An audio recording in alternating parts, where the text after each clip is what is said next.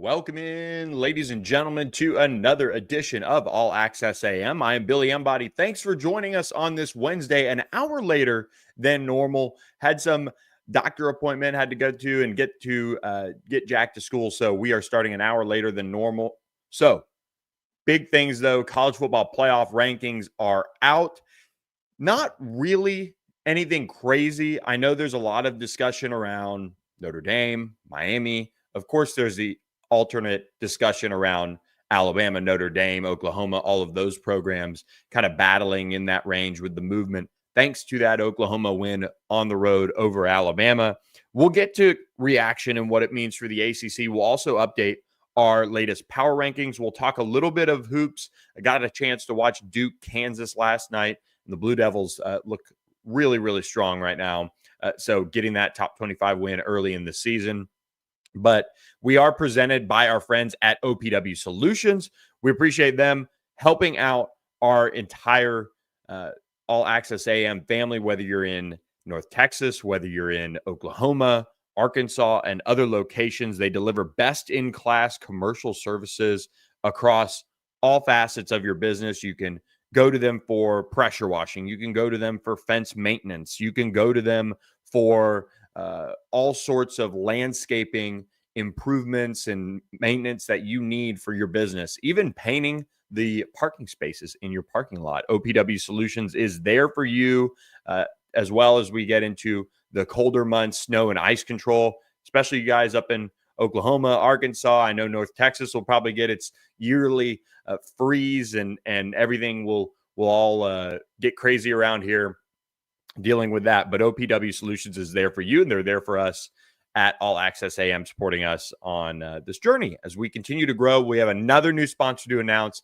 later in the show, so really excited about that, and have a cool new partnership as well going out on Thursday's show, which will be back in the 7 to 8 a.m. time frame. So make sure you plan ahead for that as we'll kind of wrap up the week and get going with our picks, previews, all of those things. So thanks for joining us today. Appreciate Freddie for chiming in on the chat. Shout out Freddie, and we appreciate you guys who are interacting with us in the chat. This is a show for ACC football, basketball fans. We're going to take it wherever the viewers want it to, really. We'll get to in a couple weeks as well. Signing day, I want to do some things around that, kind of have some experts on to talk about the classes around the ACC and what that means. So lots of different things we're doing. And we broke out the reaction show for James Franklin getting hired at Virginia Tech. And James Franklin is going to get introduced, I believe, Wednesday at Virginia Tech. His press conference is going to be can't miss TV for those of you. We'll talk about that when we get to the Thursday show. And he'll be able to be introduced Wednesday. I'm trying to get the time for you guys, but they did say Wednesday, November 19th. So be sure to be locked in on that later today. I don't think they're kicking off the morning with it, but huge news there. We reacted to it, and those reaction videos are something we want to do. We want to do them live. We want to do them as soon as we can, kind of the initial reaction for James Franklin and some of these other coaches as they either get fired or hired. So make sure you do me a favor. Look down on your YouTube channel. If you're watching on our YouTube channel, please hit the subscribe button. If you're not subscribed, just click the button. It says subscribe on your phone, on your computer, wherever. It helps us out a lot as we grow the channel. Hope to do some cool partnerships, really coast to coast with the ACC family. So we appreciate all of you guys who have subscribed. James Franklin just now arriving, actually, so I'm glad I searched this, but he will be introduced at a 10 a.m. press conference. So I'd love to maybe hang out with you guys for a couple minutes, but we'll just react to this. But there he is getting off the plane in Blacksburg to get introduced at a 10 a.m. Wednesday press conference. So make sure you guys are tuned in for that. One day, All Access AM will be coast to coast and have people there to go live. So we continue to track James Franklin and how the staff he builds out is going to get right to work. So Appreciate you guys for listening and watching with us. But let's get to the college football playoff rankings that are out. This is a kind of a yearly thing and a weekly thing now where the committee is going to back itself into having to ultimately defend some rankings that are, let's just say, I just think there's going to be a debate on a couple of teams that are just not good enough to kind of be in there. And I think you're going to see it where the college football playoff committee is going to have to answer for some of these things that they back themselves into the corner with regards to teams that they want to see in the playoff no matter what. And it doesn't matter what you or I think. It doesn't matter what I think committee should or shouldn't do. At the end of the day, if they want Notre Dame in that field, they're going to have them in that field. And they're going to create enough separation between Notre Dame and Miami where they're not going to have to address the actual reasoning behind that. So for those who missed it, Hunter Yurachek has taken over for Mac Rhodes, who's on a leave of absence from Baylor for personal reasons. Hunter Yurachek's the Arkansas AD. So there is that. And I think when I look at his role now, I thought, okay, maybe there would be this kind of new blood. Maybe there would be this opportunity to see some change with regards to how the college football playoff committee talks about rankings and how they, show, this world and how they, talk about these rankings. But at the end of the day, that did not happen. And Hunter Yurachek, so I'm kind of playing with some things on this, but there we go. Hunter Yurachek talked about the Miami Notre Dame debate. And here is what he said. He was asked directly about two things. How much do common opponents potentially play into talking about comparing teams? Just looking at Miami and Notre Dame's schedule, they have 4 common opponents with 3 of those games being in the next 2 weeks as well. Next question, basically what the committee's thought process was when considering Utah a spot above Miami. I think Utah being a spot above Miami is more egregious than the Miami Notre Dame debate. That's my opinion. I think Utah and Kyle Whittingham is getting more of a benefit of the doubt over years of him being a successful coach and having Utah doing more with less out there, in my opinion. Their 2 losses on the year are to Texas Tech and to BYU. But, they have beaten a Cincinnati team that's hung around in the top 25 at times.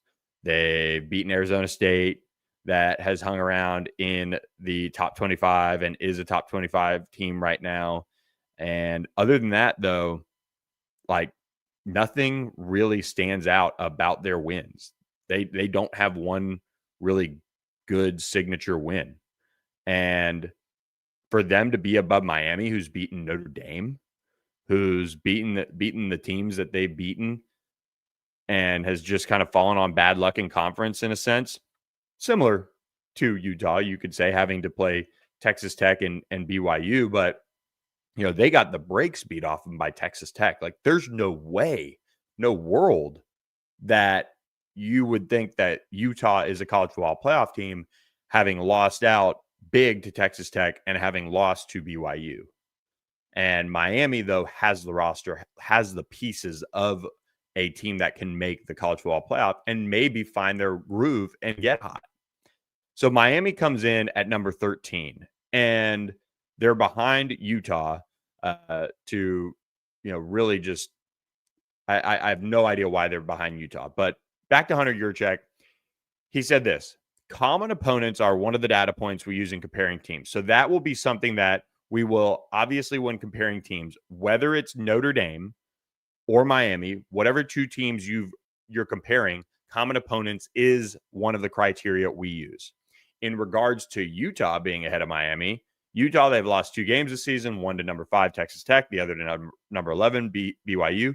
Comparatively, Miami's lost 2 games, one at home to unranked Louisville, one on the road against an unranked SMU. So when you talk about the two teams that are 8-2, and you don't really have a common opponent or a head-to-head matchup, you look at the losses Utah has versus the losses Miami has. So we're now talking about losses versus wins, which is cool. Utah right now, they're second in the country in their margin of victory in each of their games. Look at their schedule. They have played really good football moving forward. Obviously, there's a 12 versus 13, that one spot apart, but I think that the differentiator is the losses that Utah has versus the losses that Miami has. Jackson makes a great point here. And this is the problem with, and I've heard a number of coaches bring this up. The college football playoff ranking gives them the rankings to then talk about and tout and make the points for their teams. Like, if you're asking me, there's got to be, look, the top 25 is great, but maybe it should just be a top 20, because some of these wins that you're able to tout, to Jackson's point here, Illinois, Missouri, a team like UH being in there, Arizona State, like, nobody thinks really Arizona State is that great of a team right now. But to Jackson's point in our chat, Illinois, USC, Tennessee, Missouri, all being pumped up to fit the narrative of ranked wins. Like, Oklahoma goes on and plays Missouri this weekend, for example, and they're going to beat Missouri. And the question would be then, does Missouri fall out of the top 25 for losing to a top 10 Oklahoma team? They should. That's not a good enough football team to be at number 22, regardless of your schedule. I mean, I just don't see it. I don't understand it on some of these things. That would be a 4-loss team that could be hanging around in the top 25 and would then help fit the narrative for some schools with regards to, their top wins, their ranked wins.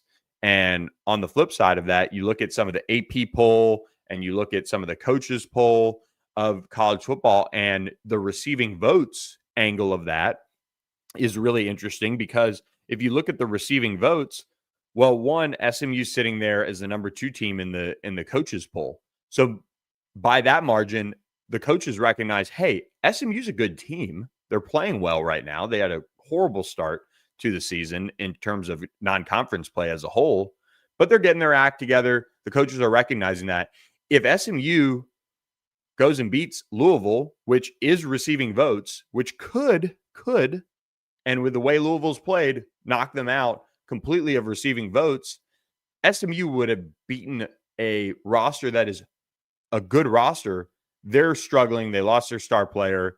Their quarterback can't carry them by himself, even with Kewan Brown playing well.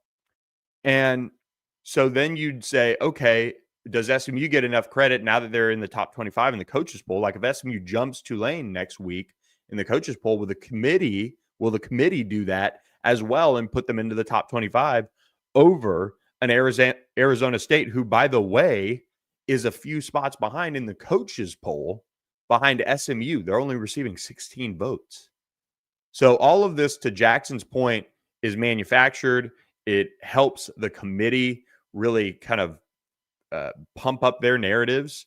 And the Miami narrative that I have the biggest problem with right now is, you look at what is going on with Miami's conversation around Notre Dame and how Miami is viewed as this team that can't be talked about in the same breath as Notre Dame, because they're a few spots away from them.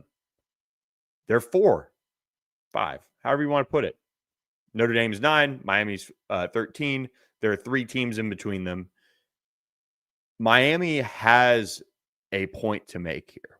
Their losses are not as good as Notre Dame's. There's no doubt about that. I would not be opposed to a Notre Dame at number 9, Miami at number 10. Wouldn't be opposed. Could see that argument.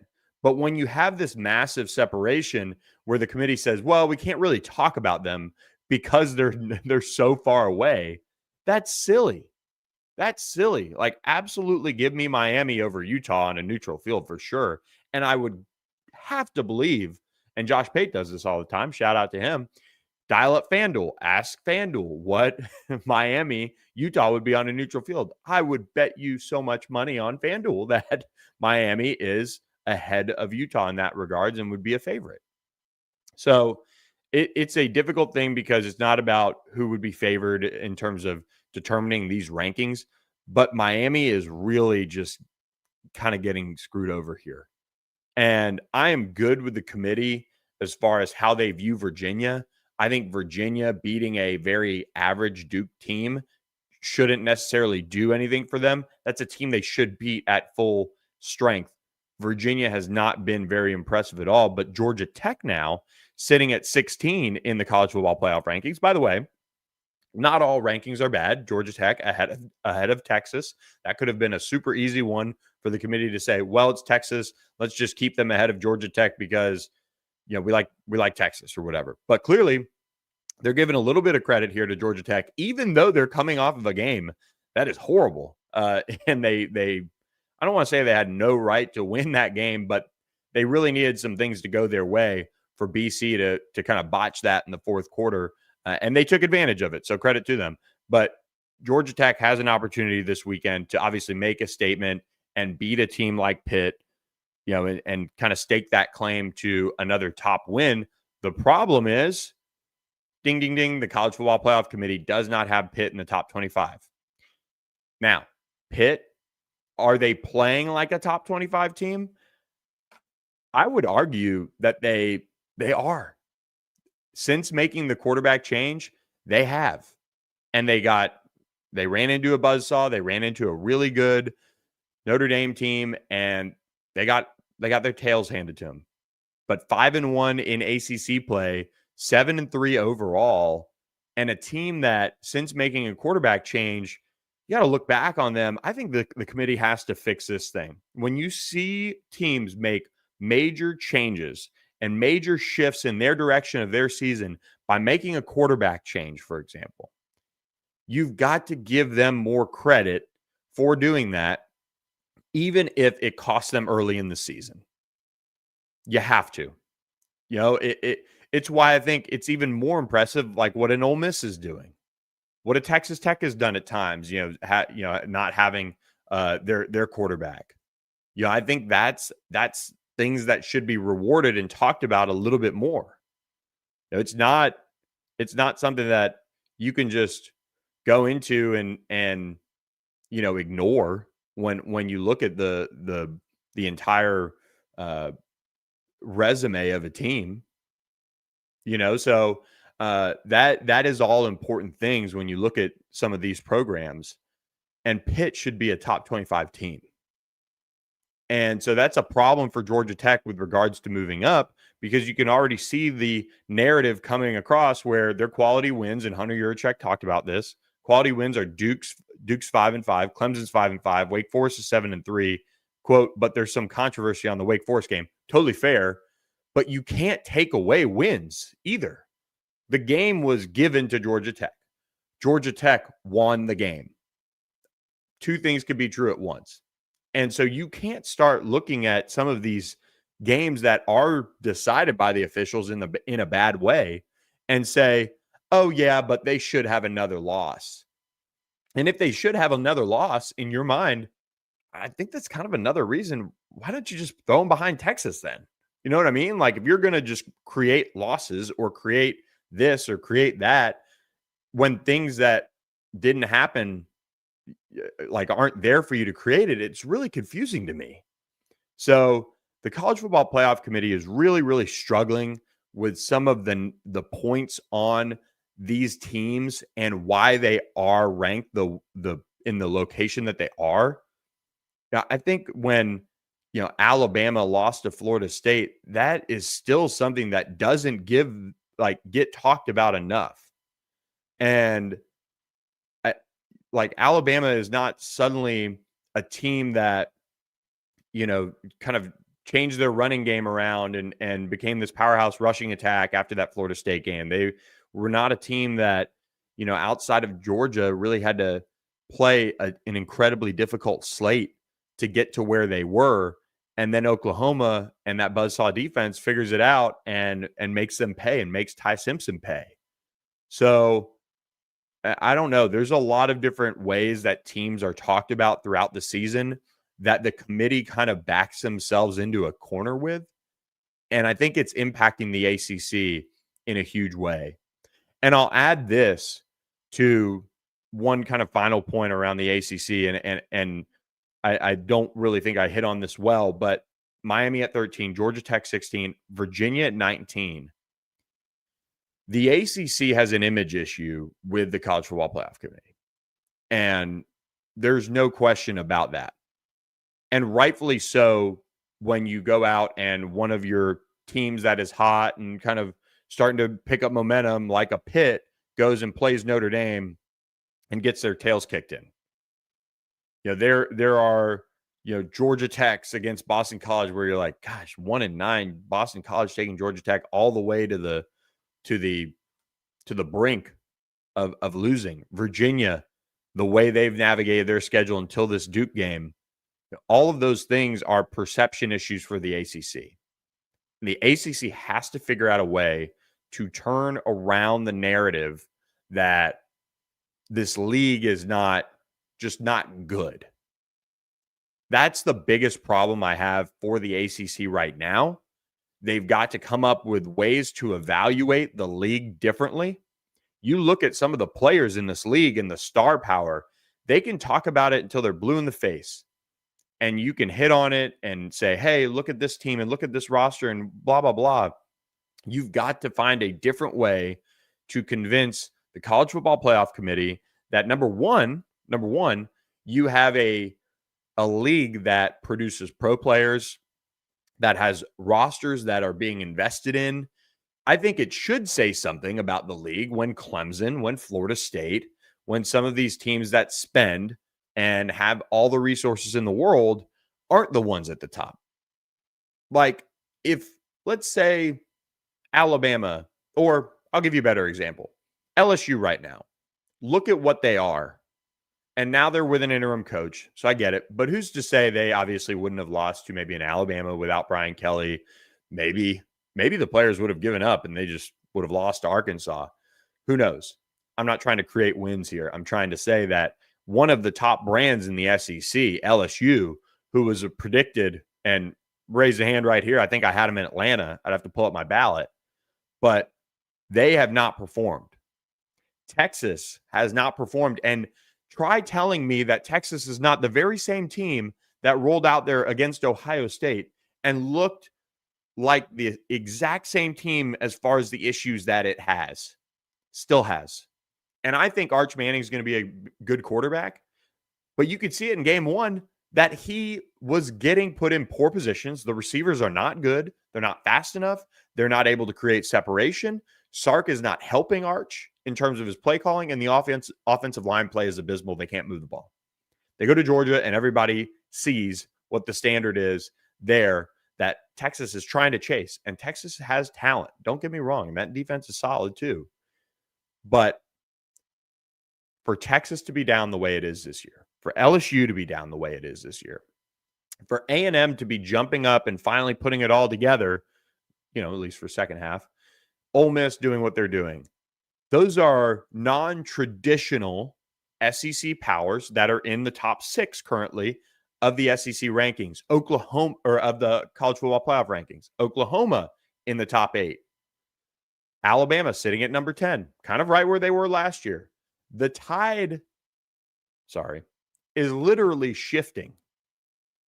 And the ACC has to create the narrative, because until they can get the committee to buy in and the national media to buy in, it's going to be a narrative.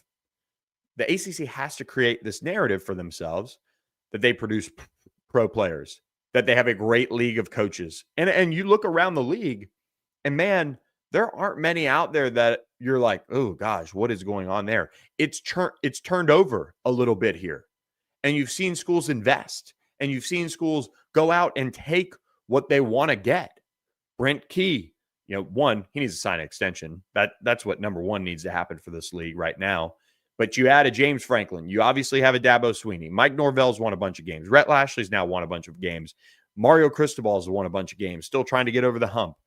The coaching in this league, and then you add James Franklin in, who's going to get introduced in 30-something minutes.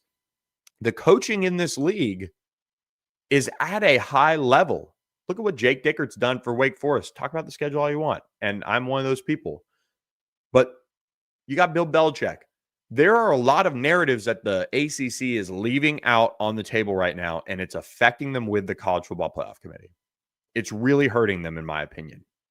The way you have to talk about your team and teams, like when you need to go ride for Miami, Georgia Tech, Virginia, you've got to do it. And Virginia is not a sexy one. Like Chandler Morris, you got to kind of push him as the guy and look at what he's done. And he's kind of playing Haynes King-ish level of pushing his team to that level that they're at right now.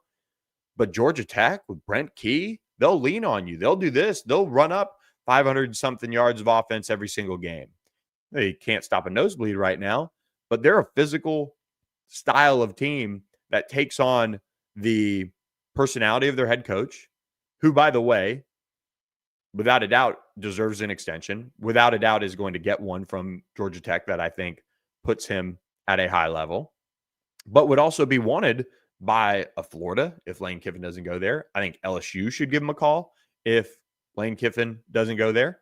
If Ole Miss opened up, they should give him a call. All of those schools should be knocking down his door, making them say no. And if you need to create a narrative around that, do it. Do it. Because that creates the perception that I think Miami has with this College Football Playoff Committee, which is why they're back up to number 13. Miami has the roster. They have a name brand coach who recruits, and it is allowing them to get a little bit of the benefit of the doubt and the outrage over Notre Dame being so much farther ahead of them, despite them both having 2 losses and Miami having the head-to-head over them. But Miami has created their own perception that they have a roster that should be in the college football playoff, especially if they can win out. And they have the talent to do it, and they have the name and the history and all of those things. But man, you watch this league week in, week out, and you see some of the talent. You see some of the receivers in this league. You see some of the defensive back and secondary play. You see some of the trenches. You can talk to me about the SEC having the defensive line. I'm always going to give them that. They have a ton of talent at the defensive line position. But the ACC right now has a perception issue with how people talk about their league. And they struggle with showing up for some of these big non-conference games that they need to show up for and win. But of course, when they finally do, nobody gives them credit because it was week 1 against Alabama, right? Florida State. So there has to be a change here. And I'm sorry to get on this tangent here, kind of wrapping things up on the college football playoff rankings, but it's true. This is a perception issue for the ACC.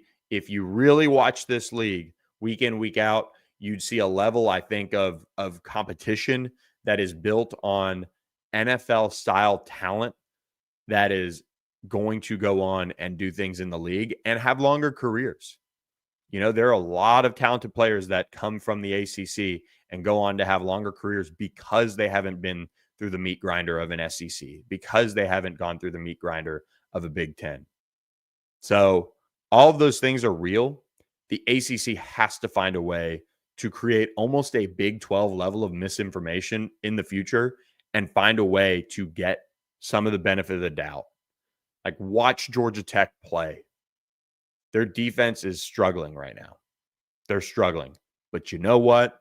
They have an offense and they have a Heisman Trophy level quarterback that can get them to where they want to go if they take care of business.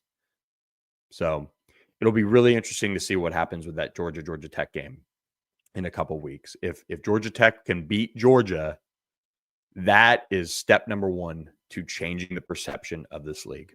I really believe it. So then you can look at other things across the league and say, see, Georgia Tech, look at look at what they can do. Look at that roster. That's the type of teams everybody has in this league. The talent, like NC State, like give them a coaching staff that is a little bit more competent on the field and in development. That roster, like if James Franklin was hired there tomorrow, I fully believe they'd be contending for the ACC championship next year. So lots of things for the ACC to do, but I can tell you this, we have a new corporate sponsor that I'm very excited to announce, and it is one that everybody coast to coast can lean on for events, and Corporate Magic is our new sponsor. Really excited to welcome them to the All Access AM family, and I can tell you what, live events have the power to bring people together. When they're well produced, they inform people, they inspire people, and they hold your attention all the way through when you walk out the door. And I think that's what Corporate Magic can do for people, is really give you an experience of a lifetime. And they specialize in making those special events happen. They're based in Dallas. They want to be a part of the ACC family even more, coast to coast. They create incredible events, from the concepts to building the show to managing every detail. They do national sales meetings, global broadcasts, streamed events, productions seen by millions across the globe that you've seen, and you just don't know that you've seen a Corporate Magic event. So for more information, visit corporatemagic.com. Big stages demand a partner who knows how to perform when the stakes are high, and you can trust them with every aspect of planning, design, and the technology to keep your audiences engaged. So appreciate Corporate Magic for jumping on board with us at All Access AM. Really excited to tell you guys more about them as the days and weeks go along. So shout out Corporate Magic for rounding out our college football playoff discussion. Let's go with the ACC Power Rankings, because I think this is important. I think this gives you a little bit of an idea of where this league is with regards to how much opportunity it has, I think, to change the perception of what they are and who they can become and all of those things. And I look at the ACC and I see a team, and I really struggled at the top this week. So we'll get to that in just a moment. But I look at this league, and I look at what they've been able to accomplish this season as far as making things competitive and making them have the storylines of some of the Cinderellas, like a UVA, for example. And now you're at the point of the season where the pecking order is so interesting now, because you have the conversation around the college football playoff now for the last few weeks. And so let me get this out of the way. I start out my power rankings with a new bottom of the barrel team, and that is Syracuse. Syracuse was off this past week, so they'll get back to action this week. They do face, I believe, they face, where is it? Notre Dame. So nice. Just another opportunity for Notre Dame to get a win over an ACC team. I think this partnership with Notre Dame probably needs to end, or something different needs to happen with it, because right now Notre Dame is just able to dish out a loss to some of these ACC teams. Syracuse this year, if they had Steve Angeli, they would beat Notre Dame. That would be a bold prediction of mine. Just kind of everything else played out the same way, minus Steve Angeli getting hurt. I would have had that one on full-blown upset type of alert. Syracuse might have been playing for a game in Charlotte, or not playing for a game in Charlotte, that matchup, but they would have been, kind of fighting for that college football playoff, right? Things like that. When I go to number 16, I move up BC. Credit due to them. They fought their tails off, and they took Georgia Tech to the brink. I think they are still fighting for Bill O'Brien. I think with that performance, maybe any sort of talk about him getting moved on from is cooled off. The problem with Bill O'Brien is he is in year 2. Number one, he's in year 2, which is certainly something to know. But also, when you look at the day and age of college football fans, they want it now, they want it tomorrow, they don't want to wait, all of those things. Bill O'Brien has to fix quarterback issue. There's no doubt about it. But when you look at Bill O'Brien and his team and how they fought for him against Georgia Tech, impressive. They move up a spot to number 16. Number 15, Stanford. Number 14, Virginia Tech. Number 13, UNC. Continuing to like what I see from them, even though they lost to Wake. I don't think that's a bad spot for them. They could have been a bottom feeder, or they were a bottom feeder about a month and a half ago. Florida State at number 12, and they looked the part. I almost put them over Duke, but Duke did lose to UVA, who looked healthy, who looked ready to roll. And so I had Duke at 11. Then NC State continues to get credit from me for what they did, even though they faced a buzzsaw in Miami. They took down Georgia Tech and looked good doing it. Number 9, Cal. They get the win over Louisville. By the way, here's what I'll say. I'm going to have Louisville above Cal. I'm violating one of the rules that, the College Football Playoff Committee should probably look at. I still think the overall body of work for Louisville leads me to believe they'll be competitive with SMU this weekend, and then that they'll beat Kentucky. That's projecting. That's hard with power rankings, but I do have Louisville as my number 8 team in the ACC Power Rankings, just over Cal. I know that sounds dumb. Cal did just beat them, but they beat them in overtime. Again, Isaac Brown, it is a huge injury. I harp on it a lot, but that is why, in part, I have them above Cal. I think they played the game again. Louisville would take care of business. Clemson, and again, but they didn't. So I'm contradicting myself when talking about the college football playoff. Clemson at number 7, like what they've done. They've figured things out. They'll get Furman this weekend. No chance that they really move up, move down, I would think, unless they play like they did against Elon earlier this year. So we'll see. Maybe Clemson closes things out without any drama and then goes and beats South Carolina, a bad South Carolina team, the final week of the regular season. So we'll see if Dabo Swinney and company can cool things down. Looking online right now, you can go to that game, Furman at Clemson. If you've never been to Clemson, great environment. Tickets as low as $15 is what I'm saying right now. So good stuff there. Wake Forest at number 6. They did take care of business against UNC. They have an opportunity to close out I think they're finishing up their home slate with Delaware. So before going on the road at Duke next week in what'll be a game that really could cement Jake Dickert as coach of the year, I think, in the ACC. So Tony Elliott probably has that locked up, but man, the expectations were so low for Wake. Can't you? God, I don't know. It's a good conversation to have. We'll have to have it a little bit later if they do get that win over Duke. Then I've got Miami at number 5, which is interesting, of course, because the College Football Playoff Rankings have Miami as the top team in the ACC in their rankings, and it's hard to argue with that, with their resume. Miami has taken care of the lower-level ACC teams. Miami goes on the road at Virginia Tech this week, and then they finish up going on the road at Pitt. This is subject to change, but they're not, I should say, I don't expect Miami to have much of a change in their power ranking if they take care of business at Virginia Tech. Obviously, it's not going to be a game that moves them up or moves them down. For everyone's sake, in a sense, if you're an SMU fan, if you're a Georgia Tech fan looking for maybe a little bit of clarity, if you're any of these teams hanging around, you're hoping Virginia Tech saves everything up for Virginia next week in their rivalry game to close out the season, the regular season. But I've got Miami at 5. I've got SMU above them. So kind of contrary to the Louisville Cal thing, I have SMU above Miami for their win over Miami. I think SMU would beat Miami again on a neutral field. I think they would, probably lose on the road, but they would win at home again.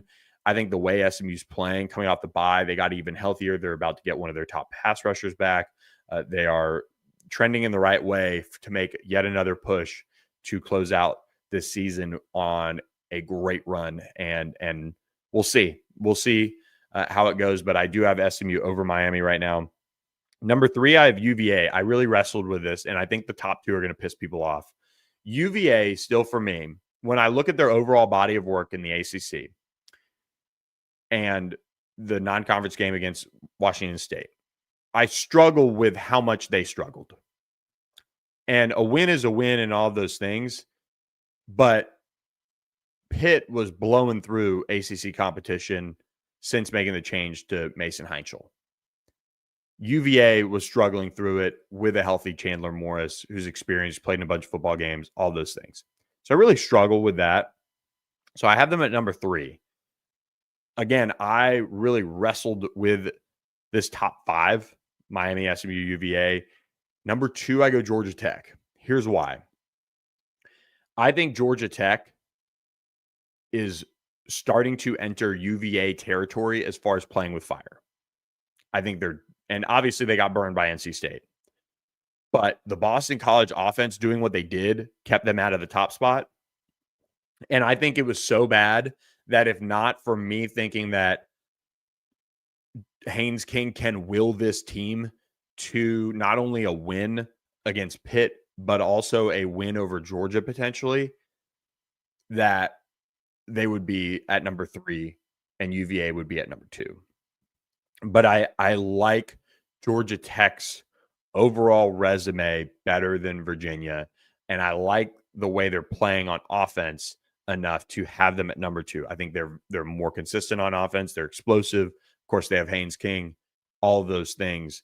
I've got them at number 2 over UVA. I think eyeball test for me on that one too. The College Football Playoff Committee agrees they have them over UVA by a couple spots.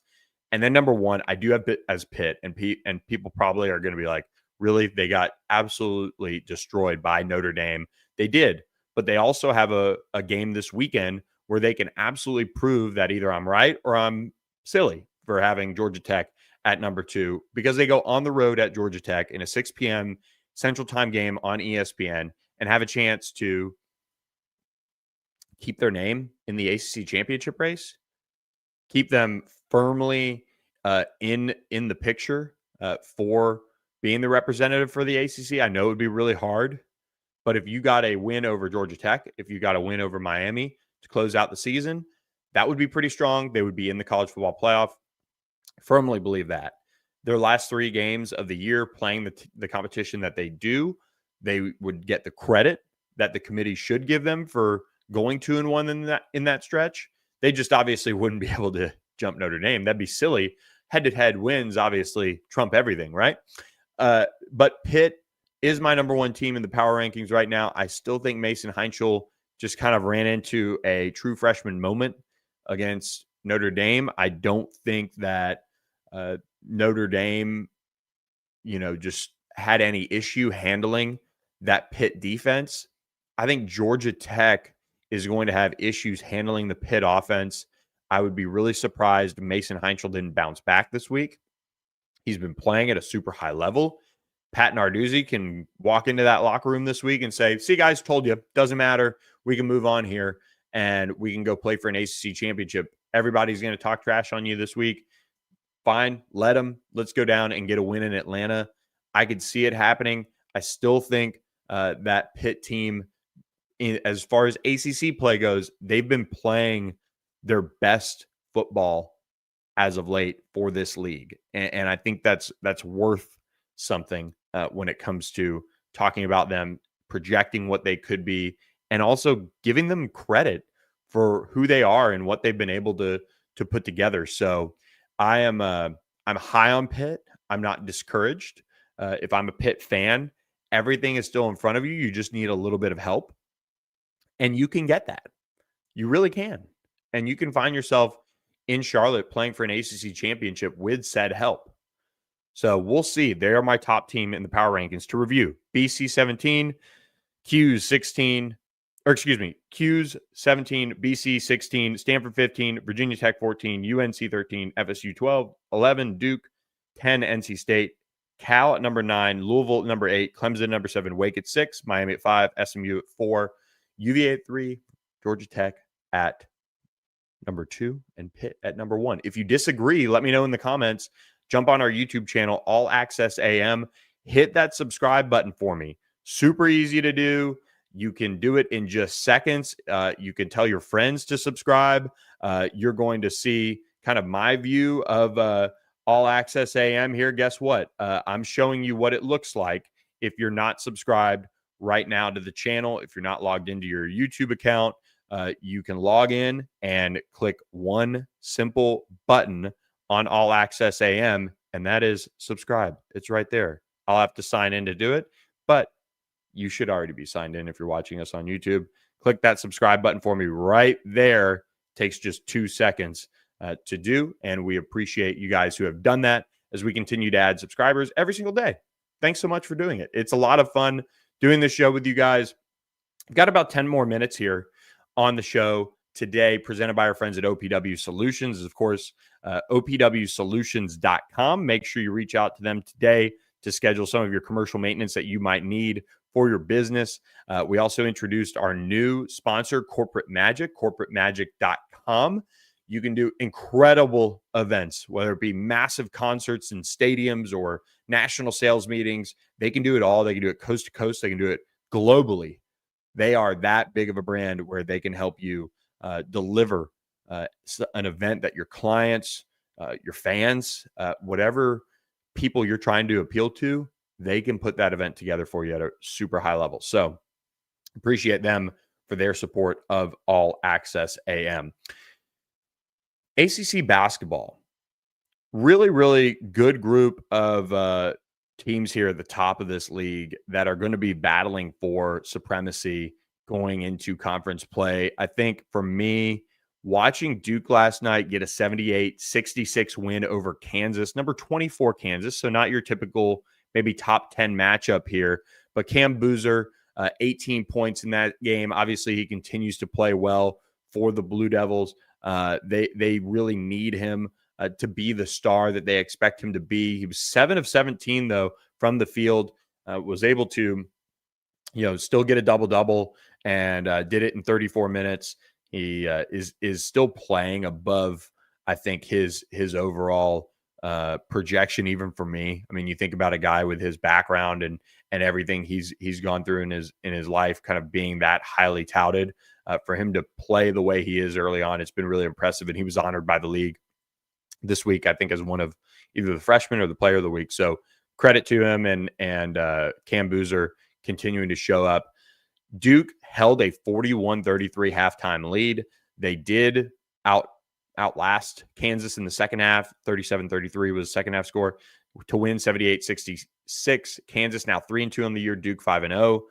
Duke continues to be the team that, for me, I really think could be a team that is better than last year's Duke team because they don't have maybe a Cooper Flag. Like, they might end up developing into a better basketball team as a whole because maybe their pieces complement each other better.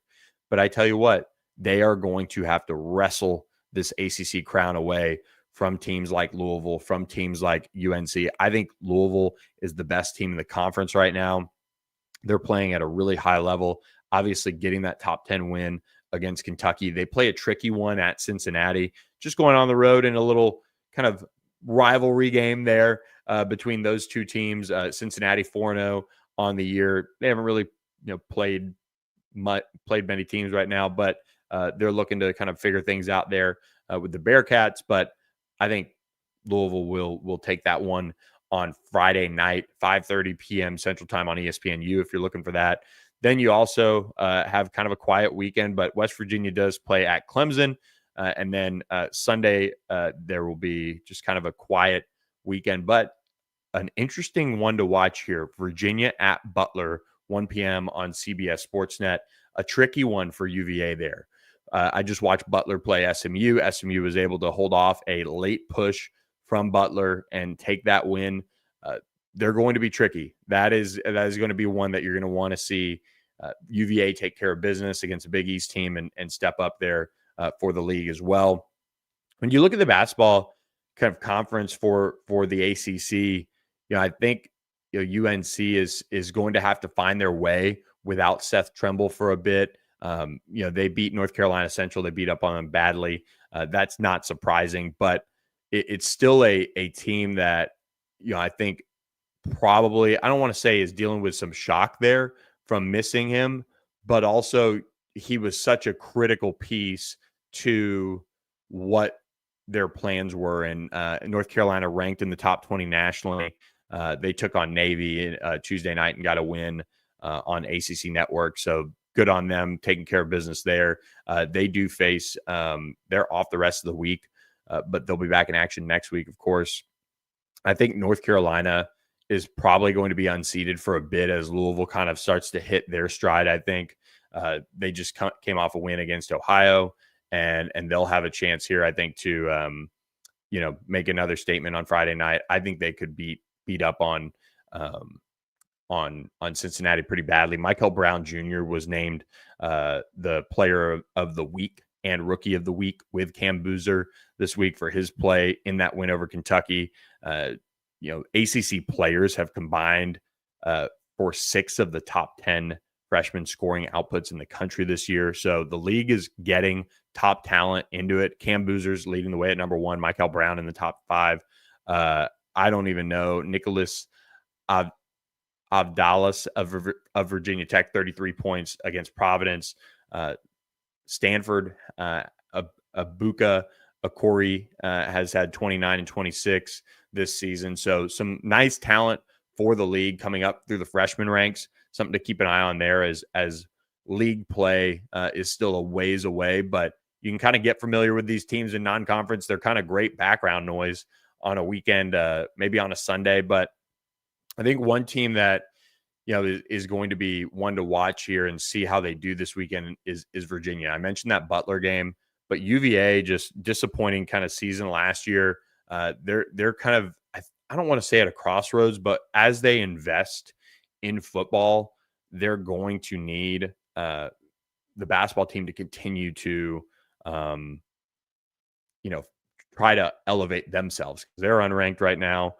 That is not really where that program is used to being. Ryan Odom running the show over there now since Tony Bennett's departure. But they're trying to find kind of a new identity, but it hasn't really clicked just yet for UVA as a whole. So I'll be watching them closely to kind of see how things go for them. They're coming off a win over Marshall. Nice, cruise past them. But 4-0 start for them. It just still seems like some of the things, at least from what I've been kind of reading about and kind of watching a little bit of UVA basketball in the corner at times, it's just not there yet to the level that, they're used to. So that name brand, we talk about name brands and kind of changing some of the perception. The ACC is doing a lot of good work in basketball, changing the perception early in the year. UVA really taking it up another level would be great for the league, because they have so much to offer, but when they're not hitting, it hurts the league. Even though this league has Duke and North Carolina and NC State and some of these other programs, Virginia has just become such a mainstay of consistency over the years. So I'm really looking forward to seeing what they can put together. Their non-conference play includes Northwestern on Friday night. They do go at Texas, and they face Maryland in December. So they'll have a couple of chances here to make things happen. And who knows, they could look up at the end of the year and maybe find themselves undefeated going into league play.